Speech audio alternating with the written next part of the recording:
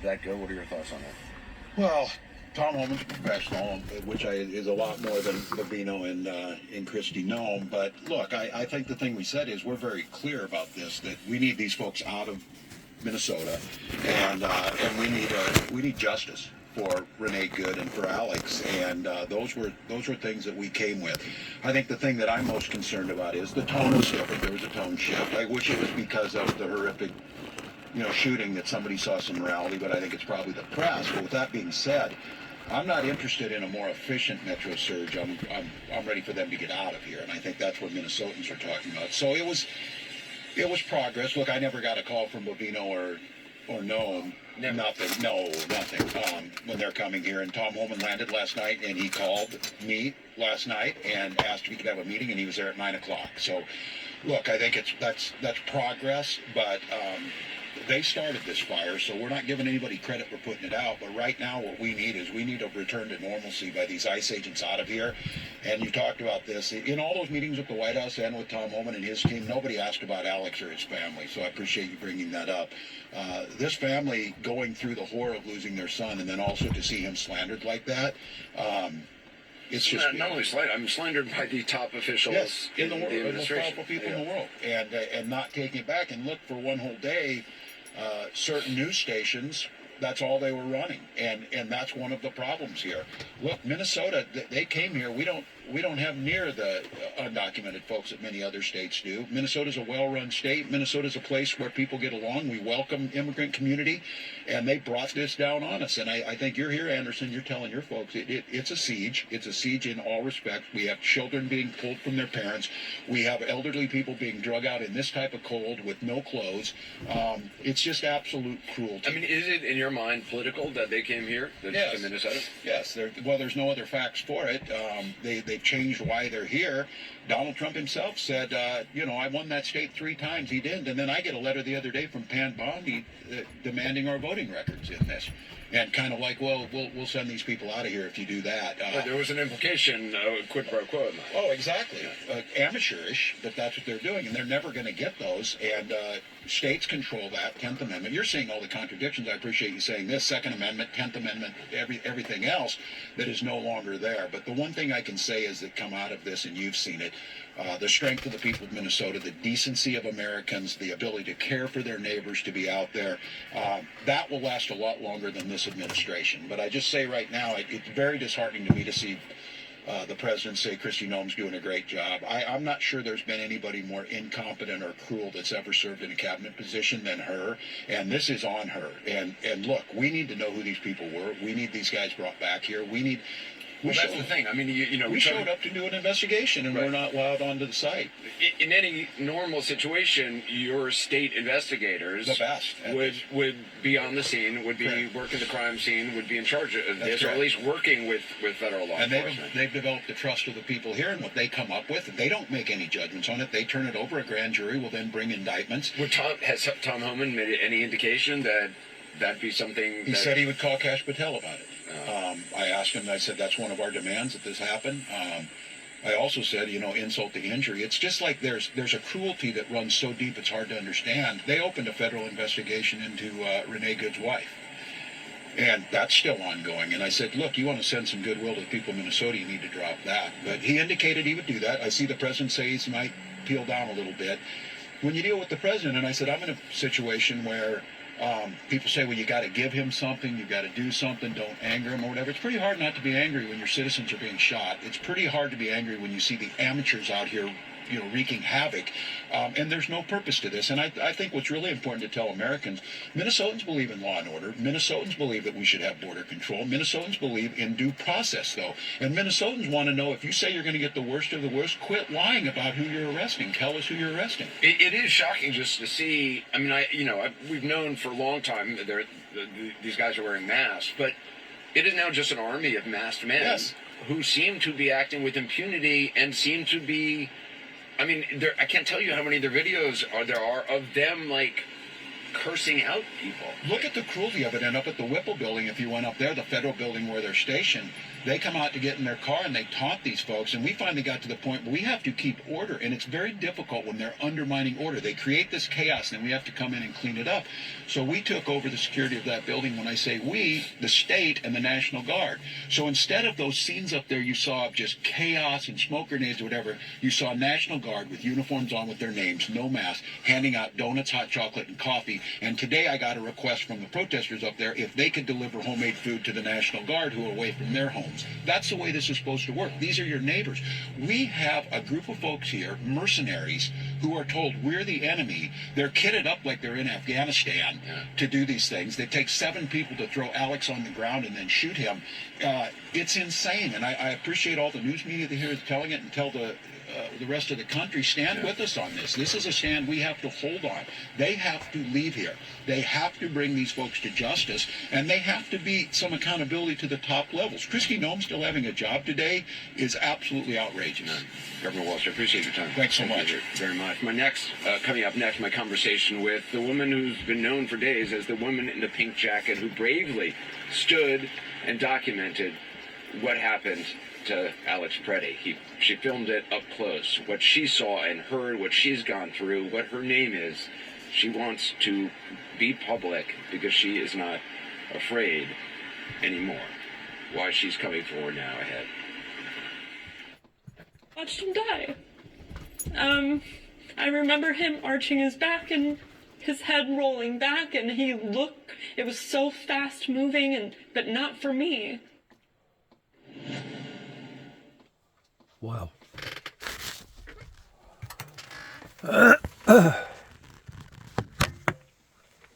I said all along that there was going to be problems in strong-arming tactics and doing this.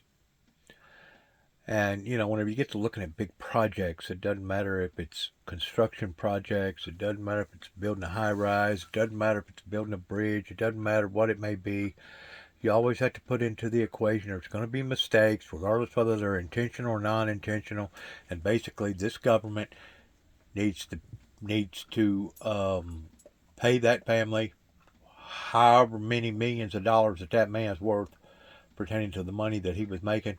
And as far as I'm concerned, they do need to make a public apology in the way that they degraded his character there towards the first, on the front end of all this. But like I said, anytime you're going to start a major project, there's going to be checks and balances. There's going to be casualties. There's going to be fatalities. There's going to be people that's going to get hurt, especially whenever something has went this far for this long a time, and thinking that it was okay to set up sanctuary cities in America that's against not only against our laws, but against our ethnic rules. I mean, yeah, it was foreigners, basically, that come to America, that helped to establish America. Didn't matter if they was from Ireland or Greenland or Canada or Mexico or wherever.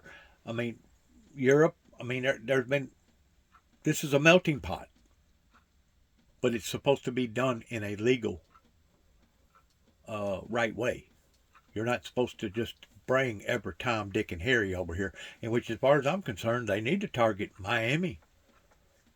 Whenever, I think it was Hurricane Hugo that wiped Homestead out, they basically lowered their shields whenever it come to allowing for all the Cubans to come over to Miami. And Miami, as far as I'm concerned, is probably one of the worst whenever it comes to the illegals over there. People without proper paperwork. I know this. If you go down to Miami, you better know how to speak a different language.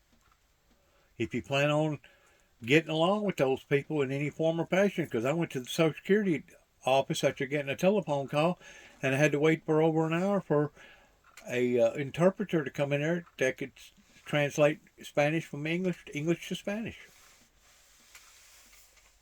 And that was in a Social Security office. That was in a federal office. So that should tell you something about Miami and that surrounding areas down there in Florida pertaining to why, we're talking about an American federation or an American federal entity pertaining to the Social Security Office. You would think that it would be mandated in having Americans working in a American, or at least people that could speak English. You would think. I mean, I probably need both in there. Probably need one just as much as the other. But to think that I was an American citizen and I had to wait for over an hour before I could understand them and they could understand me, I feel like that was wrong. Walking into a federal institution owned by the people. Woman in the pink coat, and she captured the crucial video showing exactly what happened when Alex Preddy was shot and killed by DHS officers. She had not come forward until today, and her name, which is being revealed for the first time, is Stella Carlson. She's a children's entertainer. She runs a children's entertainment company. She's a face and body painter and an airbrush artist. All of it a world away from anything she or anyone could possibly imagine. So before we got to tape, I do want to warn you, the images are graphic, and so is some of the sound. Stella Carlson and I spoke earlier today. You've only been known as the Pink Jacket Lady up to now. What is your name and what do you do? Yeah, my name is Stella Carlson. I am a children's entertainer. I run a children's entertainment company. I'm a face and body painter, also an airbrush artist. Why have you decided to come forward? I really believe that America wants the truth, and I want people to know who I am, so I'm not just the Pink Jacket Lady, and that I represent all of us, because we all have a story and we all have a reason in which we decide to go to the street and open our phones and video record. And I just feel called to be somebody to show my face and represent that. We ask the ICE agents and all of the people in the streets who are infiltrating and making us unsafe to do the same thing. So this is an opportunity for me to show my face. How long have you been involved with monitoring law enforcement actions here? Only the past 3 weeks, the month of January, since they've been infiltrating our streets, kidnapping people off the street. So since the beginning, I was doing meal delivery 3 weeks ago and trying to make sure that I was a part of the mutual aid. That moved to crisis response and just walking my neighborhood, most specifically the schools, and making sure when school got out that there were enough bodies in the area for people to just feel safe. So Saturday morning, what were your plans Saturday morning? Saturday morning, I was booked to be at a church to face paint for 3 hours for their community gathering. You're going to be face painting kids? Yes. I had some downtime. I got ready a little too quick that day. So you heard the whistles somewhere close by and decided to drive there? Yes. When I turned onto Nicollet Avenue, my plan was to just drive by and kind of assess what is going on. When did you see Alex Preddy? What interaction did you have with him before the camera was rolling? Yeah, so when I turned, the caravan of vehicles of ICE agents, I could tell were starting to kind of move in and block us in. I could have probably gotten through, and I'll be clear to say that as I went, I was almost going to be driving past Alex, and I did think of Renee Good in that moment, because as I looked forward, I was seeing somebody on the ground being tackled by agents. I saw another vehicle coming the other direction trying to drive through, getting tackled by agents, and they were punching the windows. So at that moment, I was like, I need to not go forward. And I looked at Alex, he looked at me, and he pointed to the parking spot, and I was like, okay, just park. When you hit record, Alex Preddy is in the frame. Did you know him in advance? I did not. You then kind of moved to focus on two women who are having a closer interaction with Border Patrol agents. And Alex Preddy crosses the frame and has his video camera in his right hand and is seems to be directing traffic with his left. It took me a minute to get my phone going because I was shaking already. But I have thought about this a lot, and there were so many agents and so many bystanders and people being abused. I honestly blocked all of that out. In the moment, I saw one of my community members in the street alone directing traffic and nobody else was around. I was like, okay, Alex is filming these ICE agents and the traffic. I'm going to film him. So I was his backup, is how I felt about it in my risk assessment. And Did you say anything to him? To Alex? Yeah. No, we never did speak. Christy Nome said this looks like a situation where an individual arrived at the scene to inflict maximum damage on individuals and to kill law enforcement. Is that at all what was happening? Absolutely not. And the most offensive thing you could say about somebody who has done so much for our country, and which I didn't even know at the time. But what I did know is this person was calm and was handling it with grace and consistency and definitely without threat. You didn't see the gun that apparently was holstered? No, and to be clear, if I had, I maybe wouldn't have stayed so close. I'm not comfortable with guns, period. Christy Nome said that Alex Preddy, quote, approached U.S. Border Patrol officers with a 9mm handgun. She's implying he was brandishing a weapon. Absolutely not. And in fact, I am grateful that I was in a position to be there for my community and for our whole state to stop the lies and the madness and allow there to be proof of that. Your video and the video of others, but your video in particular, is essential proof to what actually happened. Yes. Did you know that right away? Absolutely not. I was hoping it was recording, that I hit the record button or I didn't turn it off. The moment they were telling Alex and I to back up is when my phone went down and I was going over the snowbank. There was a Border Patrol agent looking at me and barking at us. And that is when you hear me go, I don't know, I'm not really remember what I said, but it was like, okay, or stop. Like, so aggressive, so inappropriately rude and violent, and the way they look at you is so violent. But I've been really frustrated that my camera went down for that moment. When it comes back up, they are right there. The women, Mr. Preddy, and the law enforcement agents. Do you have a sense of roughly how many feet away you were? Because when you see it from other angles across the street, you are clearly visible. It looks like you're up against a storefront. I mean, it looks like it could be, in under 10 feet away. Yeah, I would say it went from 5 feet to 10 feet. It kind of moved between that. Were you scared? I was terrified, but I was more worried about this not being documented. He and they are sprayed with a chemical agent. Do you remember seeing that? It's so wild, I don't. There was a certain point in filming where I was looking at the camera because, when you're filming, you're like, okay, I'm filming.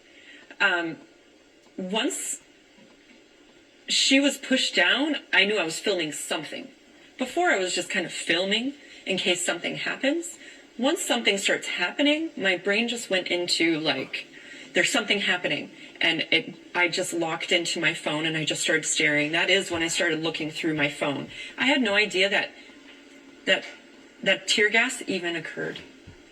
I had no idea tear gas was in the air. My eyes were burning, but I was confused by that. I was like, why do my eyes burn? No, I didn't know. It appears the focus of these Border Patrol officers goes from these two women. Right.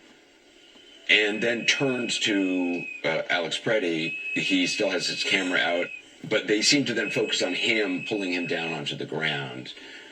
Alex made that choice to be kind, and how they made the focus about him, I think, is because they saw him as interfering at that point. Did it seem to you in that moment, and having looked at the tape, that those agents were angry? Were emotional? I think they're rested in a calm anger, which is terrifying. I think because of the protections that have been given to them, I don't think they have a reason to feel anything but confident about what they're doing, and that this is some type of video game. That's how it feels. It feels like we are a joke, that our civil rights are a joke. that our Constitution is something to be laughed at. That's what you have seen in the streets. That is how they behave, right? That is what many of us have seen, and that is what we're currently seeing. On your video, we hear them saying he's got a gun, he's got a gun. They say a few other things along the lines of he's got a gun or gun. Do you remember hearing that in real time? You know, I didn't hear anything. Your video captures the moment in which the officer removes his gun after they have said he's got a gun. It's very hard to see even on the video. You have to kind of slow it down. And then before you knew it, pow, pow, pow, pow, and I saw Alex on the ground.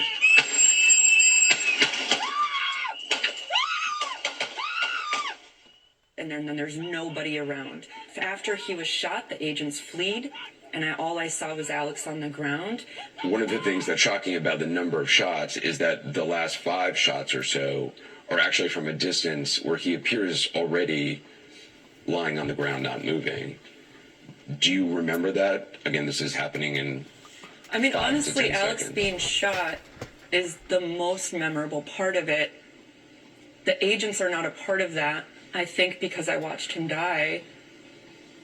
I mean, I watched him die. I remember him arching his back and his head rolling back, and it was so fast moving, but not for me. Like, when they fled, which now I see, that after the shooting, they decided to just scatter and save themselves. Watching him die. When the shots are fired, you begin to scream, what the F did you just do? Do you remember that moment? Do you remember screaming that? I remember the feeling inside my body. I mean, of course, I wish I wasn't saying that word so often, but at the same time, that's how angry and I don't know if anger is the right, mortified. That's just how mortified I have been feeling and helpless. I couldn't believe what I was seeing. Like, what? What? And I knew he was gone because I watched it. And then they come over to try to perform some type of medical aid by ripping his clothes open with scissors and then maneuvering his body around like a rag doll, only to discover that it could be because they wanted to count the bullet wounds to see how many they got, like he's a deer. I watched that, and that is what it felt like they were doing, and that is part of why I was like, what are you guys doing? Why would you jostle his body around like that? You're not even doing anything to help him. But I knew he was gone. You knew he was gone then? I knew he was gone. There was no way with the way his body was moving, and I only knew that because of the way they were manipulating his dead body, just playing with it. Like they're in a video game. They were looking at us and laughing. After the shooting? Yes. I mean, the reason of escalation was due to the mockery. We understand why the MPD is unable to intervene on a level we would like. But you would like to think that their kindness, compassion, looking us in the eyes would occur in these moments when we're being attacked in the streets. And the MPD just felt like they were part of that team at that moment. And maybe I'm not talking about the whole Were department, Minneapolis but Police Department people on the scene? once the yellow tape was up, there were MPD officers who were standing in line, 5 of them, I think, and they wouldn't look at us. Everyone just kept saying, just look at us. You're our representatives. You work for us. Why won't you look at us? Like a part of our community just was murdered in the street. Like, you're our Minneapolis Police Department. Why won't you even just look at us to give us solidarity? You know, when we walk around with the whistles around our neck, it's not that we have, like, we know we can't do much. But what we do know is that we can let our community at large know when we're walking around, like, I see you. And if you're stuck in your apartment, I want you to see me. I'm another person walking around who is here to protect you as best I can with my whistle and my phone, which really feels not great. And yet, you stood there with a phone and you documented this. You didn't run away. I am not one to run. when I'm afraid. I just, no way was I going to leave Alex by himself, undocumented. Like, that wasn't an option. I mean, obviously somebody was just executed in the street. I knew I was in danger. We all were. But I wasn't going to leave if we weren't all cleared out. And if it wasn't for the collective actions over the past 3 weeks, I don't know if I would have been able to stay that long. But I knew that this was a moment, and we all have to be brave. And we all have to take risks. And we're all going to be given moments to make that decision. And I guess in my default mind of crisis there, that's where mine fell.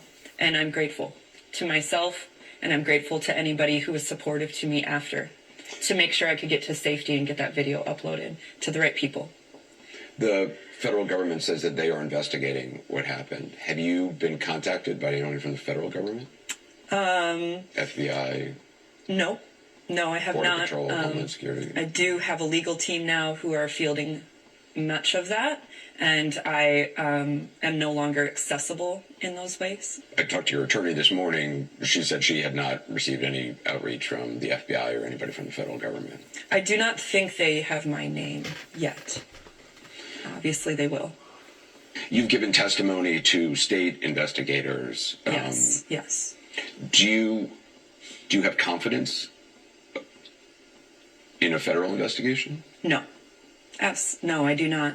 I have faith in various representatives throughout our country who are trying to do the right thing and make sure that justice is served. I have faith in our local government in Minnesota. I think they are wanting to make sure to protect us and investigate it thoroughly, but they are trying to block that from happening. They wouldn't even let the investigative team come to the crime scene. I mean, their goal is to protect themselves and to spin stories. It's incredible to me, though, that 4 days after this shooting, you have not been contacted by anybody from the FBI or the federal government. Right. What does that tell you? That they're protecting themselves and they don't care about the truth of what happened. Wow. They're looking for their way to create the truth that protects them. Wow. And allows them to move forward with whatever it is, which we all have various ideas of what that looks like, but whatever it is that their long game is in creating this violence in our streets.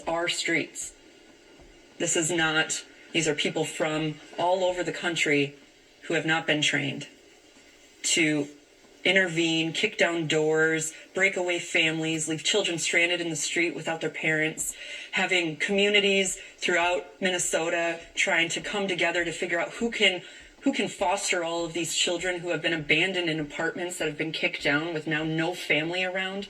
I mean, how can you justify that? There's enough evidence for what they've been doing before it ever came to murder. To you, this is murder? Yes, I know it is.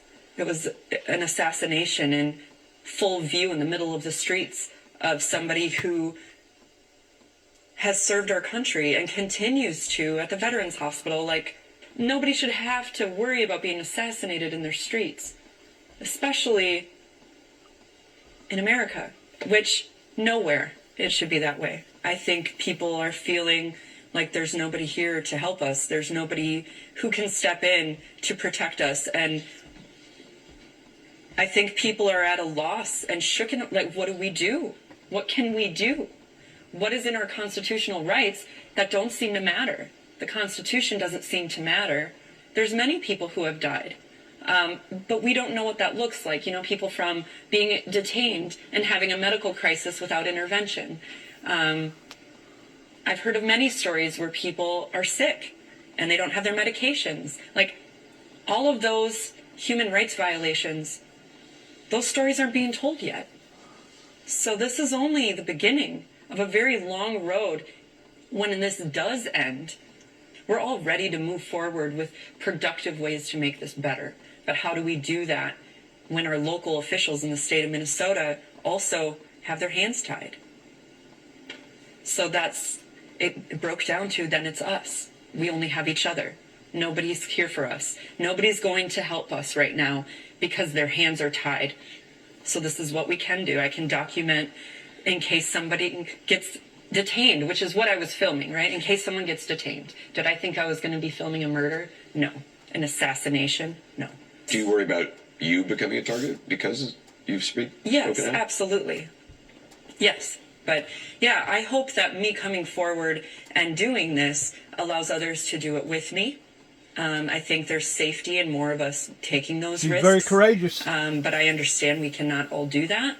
This is just, one more moment to tell the truth. One more moment to, I'm just here to represent all the work we're doing, and I'm here to represent the truth. I'm not here to represent me. I'm here to represent we. I care about my community. I care about my state and my country. And this is one small thing I can do. That was stuff. And she's doing it without a bag over her head. She's doing it without distorting her voice. She's doing it in a very, very courageous, noble way. But I also saw vulnerability. One of the things that stood out to me as well is it was almost this appeal to leaders that we just want the truth. The people just want the truth. As tough, as difficult as it may be, she's saying, have the moral courage. It may not be pretty, but tell us the truth. What's so stunning is, first of all, had she not videotaped this and had the bravery to stand there 5 to 10 feet away from this, and the others also. She was probably close enough. She may have gotten blood splatter. Good and well, some of those other agents that was close in handling him, good and well, some of them got blood splatter with them being right there within a foot or two of the individual that was doing the shooting, or individuals that was doing the shooting. On video, and so communities left to see what they know is the truth against another narrative. And so again, courage, vulnerability, but bravery, and you can sense that. Do you think the arrival of Tom Homan is going to make much of a difference in terms of actually what's happening on the ground, the tactics being used, the individuals who are roaming the streets masked? Yeah, I think people are going to be expecting a change. They're going to be expecting a change in the tactics. I think that they should go and arrest the individuals that was doing the shooting. That would probably help to settle the crowd down a little bit. The other one should be put on leave. For this to be done in secrecy, the way that it's being done is absolutely wrong. And I don't know what's going on right there with that congressman or senator, whoever that she is, but I'm really surprised that she hadn't already been arrested. She's got like millions and millions of dollars set up in her account that they're still trying to figure out how come she has got all that money. I don't know if she took it. I don't know if she was in charge of that money. I don't know. I just know that to sit there and watch an individual die a death that shouldn't have had to have died, especially after that they had taken his gun. The President of the United States, pertaining to FEMA, needs to immediately apologize to that family and offer whatever that they need to offer, $1 million, $1.5 million, $2 million, $5 million, and I know that ain't going to bring him back. All the money in the world is not going to bring that individual back. But for them to want to categorize him as being a domestic terrorist, or even the woman that was filming it at the time that sat there and seen it, because it was very obvious they overreacted. Just because somebody mentioned gun, it's like that they was all in a trance, and they really wasn't a trance. It was evil being performed right in front of your eyes. And how many times have we seen that again and again and again? Just like the Rodney King deal. I mean, that was evil being performed upon to an individual that was already down. How many times have we, like Rodney King? I mean, that was evil being done. If these officers cannot control their emotions no better than that, well, then they don't need to be officers. As far as I'm concerned, that's just my opinion about it now. ago, a man rushed Democratic Congresswoman Ilhan Omar while she was speaking at a town hall event. The Congress. incident captured on video. You see, he approached the Congresswoman, sprayed or squirts an unknown substance toward her. CNN Sarah Seidner is on the scene. Sarah, what more do we know? Yeah, I was in the room when this happened. All of a sudden, at her town hall, which she has once a month here at the Urban League in North Minneapolis, a man jumped up. He was sitting near the front row and sprayed something towards her. Everyone could smell it. It was very strong in the room. It smelled a bit like vinegar. You see the reaction from Congresswoman Ilhan Omar. She almost went as if she was going to confront him, but then her security detail jumped on him and took him out of the room. I was able to catch up with her in an exclusive interview just as she was leaving to ask her if she was okay, as her staff was very shaken watching all of this. And she says, I'm okay. She says, listen, I've been through war and I'm built like that. And there is no one that is going to intimidate me. And so she is going to continue, and she continued her town hall even after whatever that was sprayed towards her, directly at her, as the man sort of leaped forward. Wasn't no need of that neither. Towards somebody doing something like that.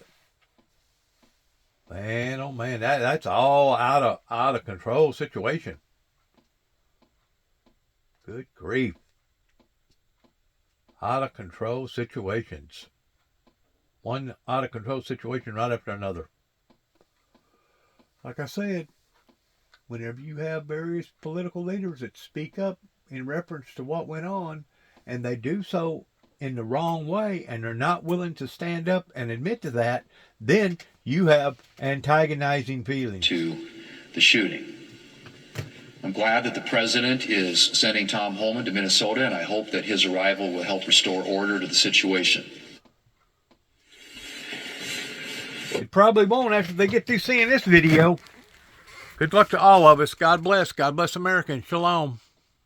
Heaven help us all.